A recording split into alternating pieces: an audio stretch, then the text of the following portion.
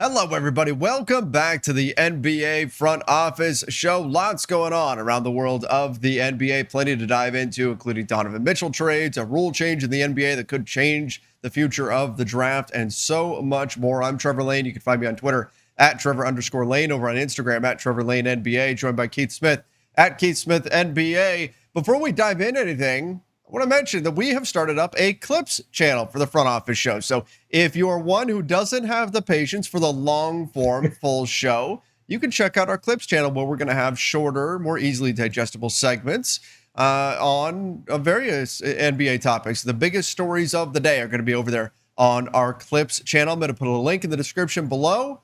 Do us a favor. Go over there, hit that subscribe button, and you can check out our short clips as well. Keith, how are you doing today, man? I'm good, man. Short clips then, at least 10, 15, 20 minutes long In or general, so yes. instead of yeah, right. Yeah. So but no, it's good. And that's a great way for you, but for all those who are like, I only care about team X or player Y, you can go watch over there and we won't feel bad. Just stay subscribed here too, though, because that helps us out and be our friends over here as well. So but yeah, man, we got a lot going on, starting with what's happening with Donovan Mitchell. Yeah, I mean the countdown is on. It's only a matter of time before he's a New York Knick, right? I mean they've been in hot pursuit of him forever, basically. They have a bunch of picks they can trade. RJ Barrett is rumored to be ahead on their chart of Tyler Hero, so in theory that would give them a leg up on an offer over the Miami Heat. What are we thinking though? I mean, we've heard these rumors that maybe the Jazz are just looking for draft picks, which would suggest a full teardown here in Utah. Yeah, if that's where it's going to be, if the return is going to be mostly picks heavy and then players more on the salary matching side, then what we're going to see is we're going to see the Jazz just bottom this thing out. They will join the Spurs and maybe the Thunder, Magic, Rockets. We'll see in the chase for Victor Wembanyama, or Wembanyama of France. We've got to learn how to That say Yeah, that. that one's gonna We're, be tough, right? We'll just call eventually we'll just be like Victor and it'll be good right. enough, right? Because that's a good one. That's a good one name athlete there. So what we'll see with that though is if that's the direction they go, sure.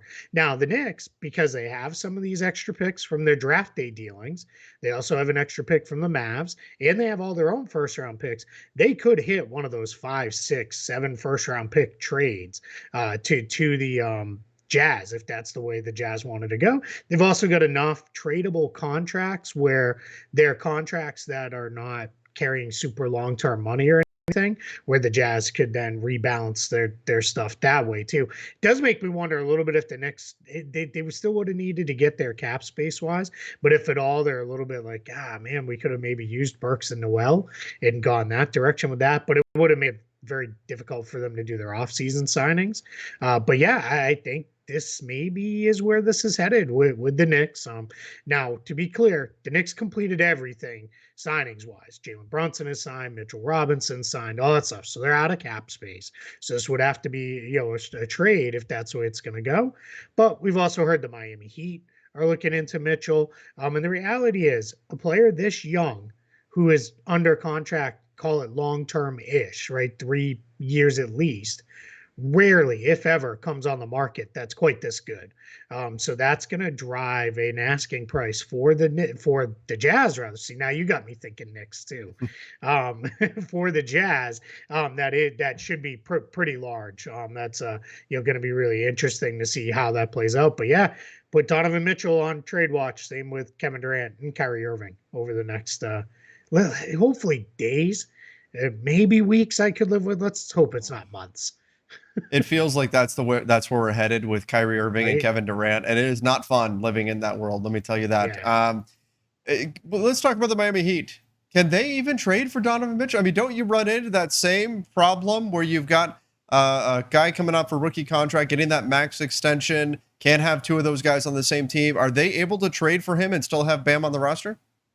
They are not. So that is definitely a compounding factor because they need two guys. And what the rule is guys who are on designated designated player extensions. You cannot trade for two players. Well, I apologize. They could because they signed Bam. So I apologize. They could Okay. do that. Now that I think about that, because they signed Bam. Where the trouble comes in with the Bam Adebayo for Durant piece is then you can't have two guys you trade for in that same situation. So you could have that.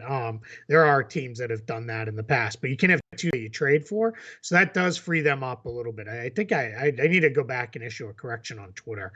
Somebody earlier today that you can't. So I'd have to go back and look at that. But aside from that, here for our purposes here, yes, they would be able to because they Bam was their own draft pick that they signed. You just can't have two guys like that you traded for on the same restriction. So that's where you'd have to be you're working a little magic around that. But yeah, it's the challenge becomes is a Tyler Hero, Duncan Robinson, which would be the bulk of the salary match.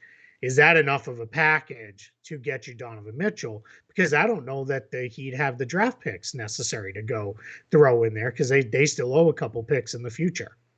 Yeah, but you can never count Miami out. You got Pat Riley, right? They're always going to do what they can to push for a trade. But I haven't looked at the betting odds. I would have to imagine the Knicks are the heavy favorites to go get him. But like you just went and got Jalen Brunson. That's not probably your ideal backcourt. Donovan Mitchell and Jalen Brunson together. Not defensively. Right, that's what I'm saying.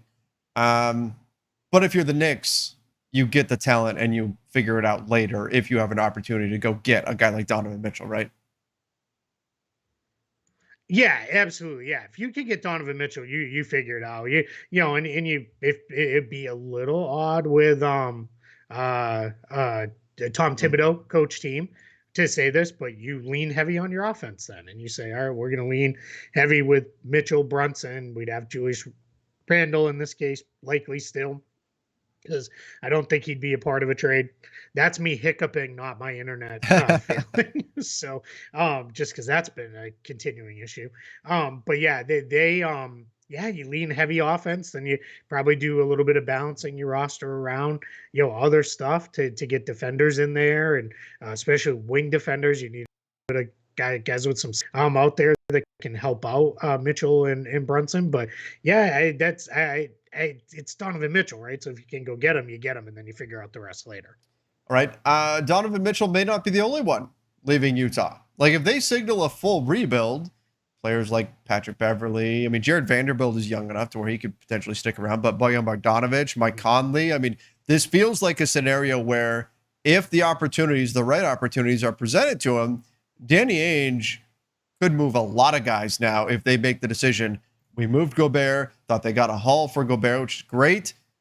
And now they moved Donovan Mitchell. Why keep any of these other veteran players then if that's the direction you're going to go? Yeah, as you start to look at that roster, if you're, to your point, if you're tearing this down, you're looking at the guys who are probably keepers are someone like Nickeil Alexander-Walker, still on his rookie scale deal, Walker Kessler, who you just got, Jared Vanderbilt, like you said, young enough, also a very, very reasonable contract where you'd keep him. But Bogdanovic, Beverley, Clarkson, Conley, even Rudy Gay, those guys all start to be, all right, yeah, what's the point of doing this? Maybe even Malik Beasley, right? You might look at moving. I certainly don't think it would be all of them because that just gets to be a little crazy to say, all right, hey, we're going to make, 7 more trades. I don't think that's going to happen. But I do think you would see some more movement. That would be Danny Ainge's dream scenario. Let's make 7 more trades. Let's move everybody. He would have so much fun. The year after they traded KG and Pierce in Stevens' first year, there were literally guys who came in, played a game, and then were traded before the next game on the Celtics that year. Brandon Wright, we hardly knew yet in Boston. Jameer Nelson was traded in, played 1 game. I think he may have even started, then was let go. I think he did. We've seen enough. If I have this right, he did 5 trades in 1 week. During that kind of whirlwind. So it was like constantly like, all right, it was almost like when we were going through rosters the last couple of years of like who's available to play because of health and safety protocol stuff. This was like the precursor of like who's available to play because who's even on the team right now, who's even in uniform right now. So yeah, I mean, he might, I would say if they trade Mitchell, whether these other trades happen now or go all the way up to the trade deadline, he's going to be open for business because it's just going to be tear it down, recycle, move players on and off this roster the whole way through, and it'll be very little it forms of recognizable names left, and to some extent that's been the proven strategy, right? You bottom it all the way out, and then you go after it through the draft. Yeah, and we'll see ultimately if Danny Ainge does, complete a full teardown. But there's already teams. I mean, my Lakers, the Heat, have been mentioned in connection to Patrick Beverley. That was from Jake Fisher. You've got teams will be interested in these guys. How about Patrick Beverley? Sorry to interrupt you, but it's basically saying, hey, if we're not trying to win, get me out of here. Like, I don't want to be here. And you got to kind of respect it. I mean, He's Patrick 34. Beverley is now, he's 34. This is going to be year number 11. Like, he doesn't have any interest in being on a team that's rebuilt, especially not after two. Like, he proved, right? Like, hey, I can help lift a team, a little bit with what I do. I wouldn't be surprised if there's a Mitchell trade, if Tibbs is like, can I get Pat Bev too, just so I have one guard who will defend here? I'll play him 45 minutes a game. Right. And I would be, if I was the Jazz, I'd be like, hey, can we get Emmanuel quickly back? Because what do you need 13 small guards for? Like, to send him back our way. Maybe Quentin Grimes. But yeah, I mean, the Knicks have they become a very, very interesting trade partner if they want to get involved there because of the picks and player packages. But we'll see. Like we said yesterday, maybe this Mitchell deal is the key to kind of unclogging the trade clog right now and get everything moving and get us going here. For the rest of the offseason. All right, we need to talk about my Lakers for a moment here. They did something today, which is not out of the ordinary. They signed, Max Christie. His deal is official, and they had already signed him, but you put out the details on the contract, essentially that it's a 2-year deal. But this is following a pattern that we've now seen with 3 young Lakers players. We saw it with Talen Horton-Tucker. We also saw it with Austin Reeves, where the Lakers didn't take advantage of something that you see a lot of teams do, which is saving a little bit of their mid-level exception in order to offer said young player, second rounder, undrafted player, more years under contract. So can you explain a little bit to Lakers fans, like how that works and why, in your opinion, the Lakers made a mistake for a third time now? Yeah. So in order to sign a player to a contract that's longer than 2 years, which is what's allowed by the minimum exception, you have to use cap space or part of an exception to sign that player. So that could be the mid-level exception, something like that. So in this case, the Lakers, they gave their full taxpayer mid-level of basically call it $6.5 million to Lonnie Walker. So that was off the table. They obviously don't have cap space. They're well above the cap. So that left them with only a 2-year minimum exception. What you see a lot of teams do, Dallas, in a very similar cap and tax position as the Lakers. What they did in the JaVale McGee signing was McGee took just enough less, about just over $1 million less in his first year salary with the Mavs than he could have gotten, and out of the taxpayer MLE, and that allowed them to sign Jaden Hardy, their second round pick, drafted right in the same range as Max Christie. Matter of fact, on our live draft show, that's who we thought, right? The Lakers may go with. Sports. Clutch Sports, exactly. They gave him, McGee took just enough left, then the Mavs could give Hardy a 3-year contract. So what you see a lot of teams do is they carve out a little bit. Now, we're not privy to all the information. Was Lonnie Walker open to taking a little less, or did the Lakers just, here's what we could give you, and he jumped on it and went? We don't really know the answer to that question, right? That's not something we are probably ever going to know, to be quite honest. But, and to your point, this is a continuing pattern for the Lakers. It may have been smart for them. I don't know if you can hear that lightning and thunder crashing here at the Smith house. This is maybe bad sign for your It's a bad omen here. Somebody, Zeus right? is throwing thunderbolts right now, angry about what Rob Pelinka has done He's here. Unhappy with the Thor. Yeah, exactly. Could we say the Lakers have made a mistake for a fourth time here? How's that? I like that. I like it. Well done. So it's but yeah, it's a pattern, right? And what you could have done if you were the Lakers is told Lonnie Walker, hey, we've got about 5.5 that we can offer you. That's it.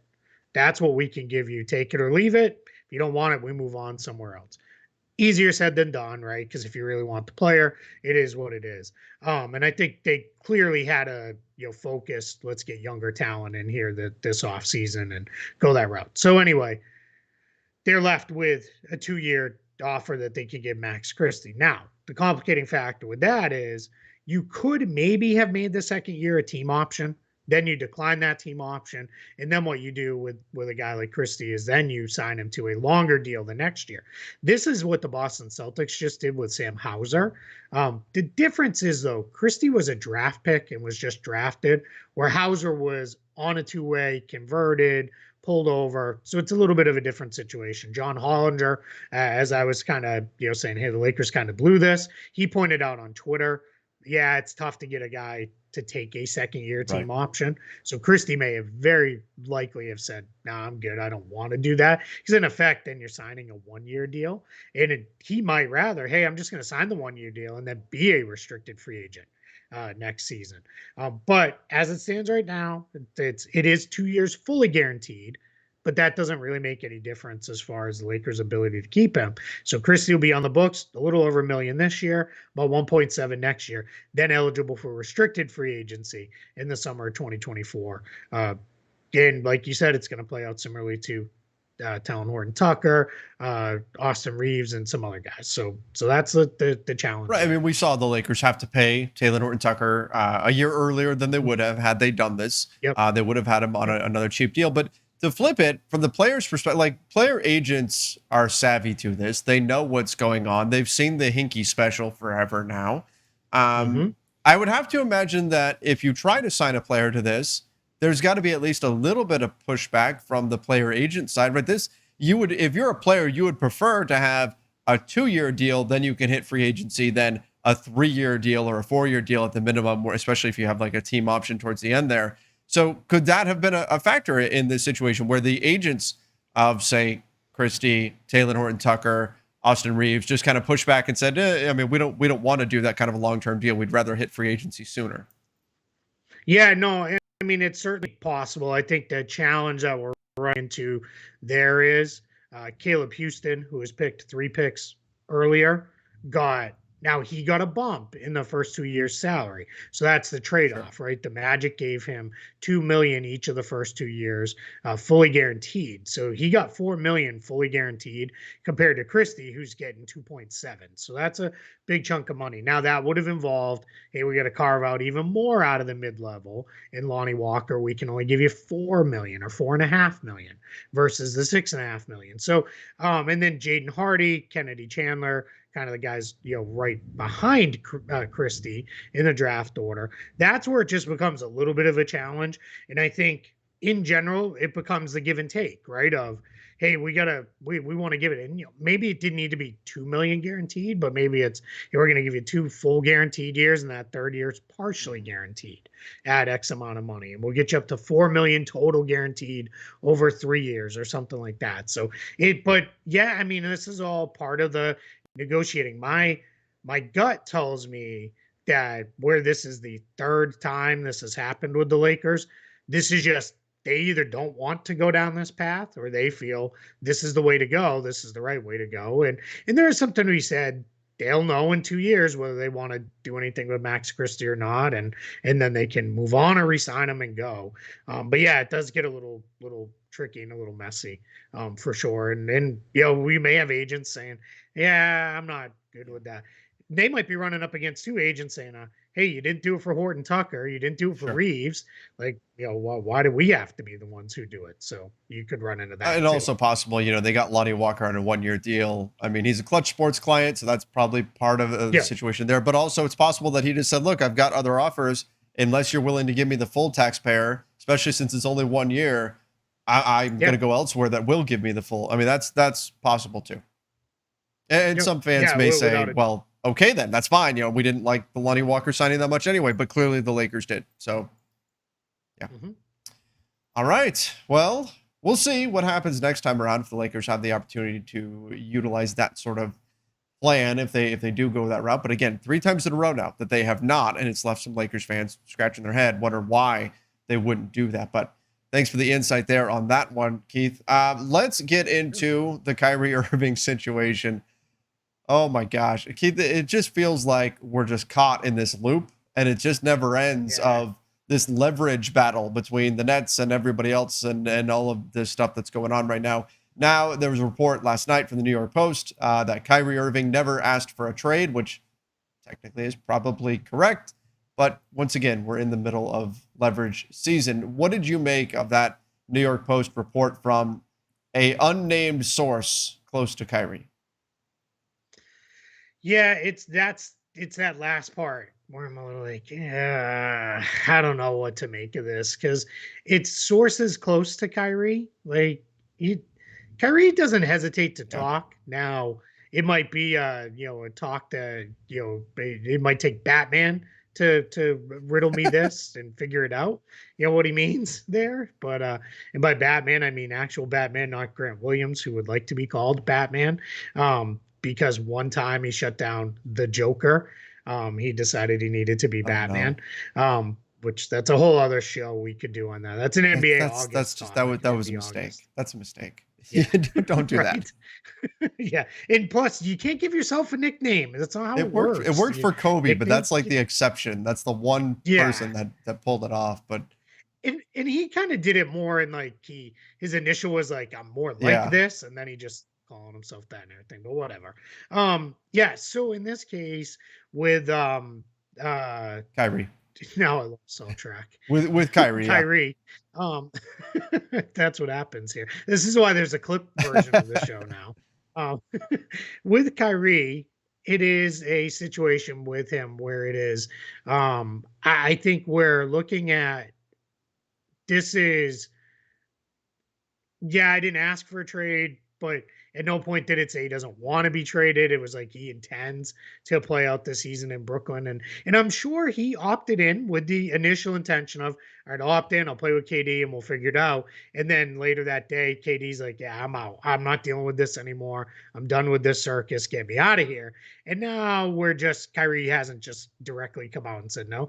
But there's been enough stuff out there where it's been like, yeah, Kyrie's open to going to the Lakers. He wants to play with LeBron again. So now we're in a full-on source off on this. And my guess is it's probably more, if KD's here, I'm cool with being here for a year. If KD's not here, then get me out of here too. Well, and there's this sense, I've seen people react to this as though what this means is that everything up until this point was just completely fabricated and didn't happen. Yeah. And clearly Kyrie just wants to stay in Brooklyn and all of that. I'm like, no, this has been coming from so many different people, in the know that yes, these trade discussions are taking place and have happened. And look, Kyrie saying, he added in there, right? And again, it's not Kyrie saying, it's a source saying, but added in there that, but if the Nets don't really want Kyrie, like it's spinning this so that if a trade does go down, then it can be, well, he didn't ask for a trade. He didn't push his way out. Yeah. This was the Nets made the decision, right? Yeah,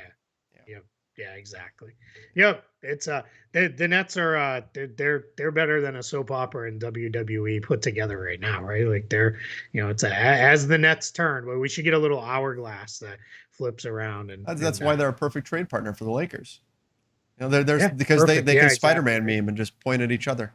Bi-coastal drama. And the Heat are like down there in South Florida, like, hey, we want in on star trades too. What can we do? Right. The NBA could be lowering the draft age. And we've heard about this for years, that this is going to become a thing. They're going to lower the draft age again. I've always been under the assumption that it'll switch to a 2 or none system where you either go to college for 2 years or no years. But now we're seeing the alternative path through the G League become more and more accepted and all that sort of stuff. So what do you think about the idea of lowering the draft age for players coming into the NBA? Yeah, it's always felt a little off to me that at the age of 18, you can, in basically most other professions, go get a job, right, and do other things. You're also at 18, you can sign up for the army and the military and go fight for your country. But yet it's like, nah, you can't come play in the NBA till you're 19. That's always felt a little off. Now I kind of got it when it was we had right before they eliminated it, we had so many of these kids coming out of high school that had no chance. Like just funny aside, I had a friend. He was not even a good high school basketball player, and he like went deep into looking into what the cost would be to like declare for the NBA draft because he's like, I just want my Just to name on the say that he list. did It'll it. be Yeah. funny. Yeah, yeah, and then it's like this kid out of Bridgewater Rainham High School in Massachusetts who was not even good. Like it just his name would have been on the list, and it would have been funny. And I'm not saying that was what we had a ton of kids doing, but you did have kids who were like, hey, I dominated my league in Kansas, and I am great, and now it's like, oh, I didn't go drafted, and then they wash out, and you never hear from them again. I mean, they clearly would have been better off going to college. I think now we're in a better place with the teams, with the G League structure, where teams can also bring in these younger kids and they can develop them. And I don't see there being a ton of benefit to any party involved to, hey, you got to go to Duke for a year or Kansas or Kentucky for 1 year, play there. Most of these guys, to be completely honest, that are one and dones, they're done going to classes after the first semester. Grades are in because they don't need to in the second semester. Because by the time those grades come in, that says like, hey, you failed, Right. They're gone anyway. English Lit 101. They're already gone. They're already off to another team. So that's a little bit, I think, of the challenge there. So I think those are the things that we are seeing. It's just changing. Adam Silver referenced like, hey, these kids can all get paid in college now too. So who are we, like, what are we fighting against here in that? So I do think we are going to see a change to this. I think it was one of those things in the last couple years of David Stern, it had been talked about. Then with Adam Silver and Michelle Roberts, they talked maybe this is a one-off change, outside of a CBA negotiating window. My guess is this is, hey, we're in the negotiating window now. Let's start talking about this now and figure out where we want to go with this. Yeah. Yeah. And I think it's something that is necessary, but it's just going to be a matter of finding that sweet spot. What works best for everybody involved, including the NCAA? How do you make this work for all parties? And to be go ahead. Very clear, the NCAA doesn't really care about the NBA, and the NBA doesn't really care about the NCAA. They can both pretend to be good partners on this, but like you see it every year, the NBA's draft withdrawal date is 10 days ahead of the draft, and the NCAA's is like 2 weeks ahead of that. So like they're not exactly the best world because they don't necessarily really want to be. And I am what you said off the top. I'm in favor of a two or none system where it's, hey, if you go, then you're not draft eligible for 2 years. So you might as well stay in college for 2 years, stick it out there and go. And that I think gives these college programs a little stability. But I go back to Coach K said this, John Calipari has talked about it in the past of, when you get involved with recruiting these one and done kids as a coach, what the deal is just as much as the kid does, right? Like, hey, maybe replacing half my roster every year. But if you want the best of the best, that's just the game you got to play. So, let's, I'm glad we're finally to the point where these kids are making some money in college and we're not pretending like, we have to protect amateurism and all this other nonsense that, the NCAA truthers like to say.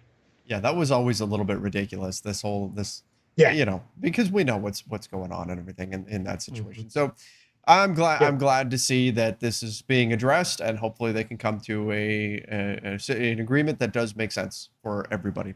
Yep. Sad story coming out of the NBA Summer League in Vegas. EJ Liddell, torn ACL. This is not obviously what you want to see coming out of Summer League. Obviously, there's always risks when you're going to be playing basketball, but still, tough way to start a career. Yeah, and the real bummer is hadn't even signed any form of contract with the Pelicans. There was a thought because their roster is completely full, so there was a thought, all right, he's going to get one of their two-way spots. That'll be how he'll start his career. They have been one of the more aggressive teams over the first couple years of two ways of getting guys promoted if they prove worthy. We saw that with Najee Marshall a couple years ago, and then Jose Alvarado just this past year, to the point where Alvarado was kind of one of the breakout stars of the playoffs this year with his, I don't know what they call it, but the Grand Theft Alvarado, isn't that what they call it, where he hides That's right. Picks the pocket of the guy. So I think, there was the hope of, all right, EJ Liddell will be our next kind of success story. And now torn ACL. We'll see what this means contract wise. There is some limited injury protection that these guys get when they're injured in summer league. So we'll see what that looks like. And another one that went a little, I guess, underreported, Scotty Lewis, who was on a two-way with the Charlotte Hornets in summer league practice. Before it even started, he broke his leg. So he's out for a while too. So yeah, that's just the downside. And this is also why when people get all up in arms of, why are the Magic sitting Paolo Banchero? Well, This is why. this is why. Part of why, at least, like, hey, I don't need to see this. And I know there are teams who look at it. You know how the fourth NFL preseason game, it's like you don't play your regulars because there's all these guys who are going extra hard because they're trying to make the roster in that last game. And like they might, hit you in second after the whistle or, a little after, the tackles are guys going down there and coming and pop you to try to get on film. There's a thought that some guys go a little hard in these last couple summer league games because they're really, hey, this is my last chance to put something on tape to earn a contract. And there's some teams that are like, yeah, we're good. Like we don't need to play rostered players in these last couple games. And generally, once you've seen enough and what you wanted to see a guy do, get them out of there. The next time they'll play, it'll be for real in the fall. Which is why our recommendation is always, if you're taking a trip out to summer league, go early. Go early. Guys tend to get shut down towards the latter stages of summer league. Doesn't mean every player does. Yeah, don't go for the championship because yes, there's rings now, but you don't need to be there to watch the guys get them. All right, let's wrap up. The Miami Heat signing Jamari Bouye. Probably not saying that correctly, but yeah, you did. You got it. At least according to the NBA's pronunciation. All right, I'll take it. I'll take it. I'll take the win there. But the bigger picture here, beyond just the Miami Heat signing somebody, is that guys are starting to get signed out of summer league. They're starting to get camp invites. Things like that are going to start trickling through as NBA clubs start to turn their attention towards training camp, end of September, into October, preseason play, all of that. Yeah, important to remember there are 15 standard spots on an NBA roster, 2 two-way spots, but teams generally do bring the full 20 to camp. Sometimes you'll see some cycling on those camp deals where they'll bring a guy in for a day, then they'll waive them, but that can often allow them to get that player's affiliate player rights to get them to their G League team. So we're going to see a lot of that shuffling going on. It's weird that in mid-July, we're still sitting here with Ayton unsigned, Sexton unsigned, and a handful of other guys like that. So that's a little odd. Plus the Mitchell, Durant, Kyrie trade stuff floating out there. Normally we're into, all right, who popped in summer league? Who do we want to bring in on a camp invite with eyes on? Maybe they make the roster, and that does happen every few years. A guy plays his way onto a roster out of this, or what the real goal is, how do we get these guys to our G League team where we can keep working with them and keep doing this? So that's it. One other thing too, and I've totally forgot to tell you to put this on the show notes.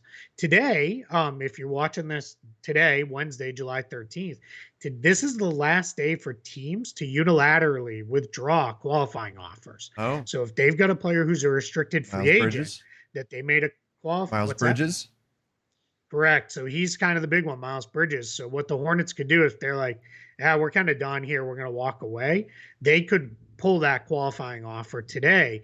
Then what happens is the player becomes an unrestricted free agent, doesn't preclude the team from re-signing them to any kind of deal they could have before. They just lose the match rights on that. But what you see sometimes on this day is teams pull them because what they don't want is the player saying, all right, forget it, there's nothing else for me, I'm going to sign that qualifying offer. Now, you can still pull the qualifying offer, keep going into the summer and into the early part of the fall, though they can keep being pulled. It just, at that point, the player has to agree that he's cool with you pulling the qualifying offer too. So a handful of restricted free agents still floating out there. So it's just something to keep an eye on here, today, and then the reporting will come out later today and tomorrow. Keith, you mentioned Colin Sexton, and you know how you have those dreams sometimes that just feel totally real?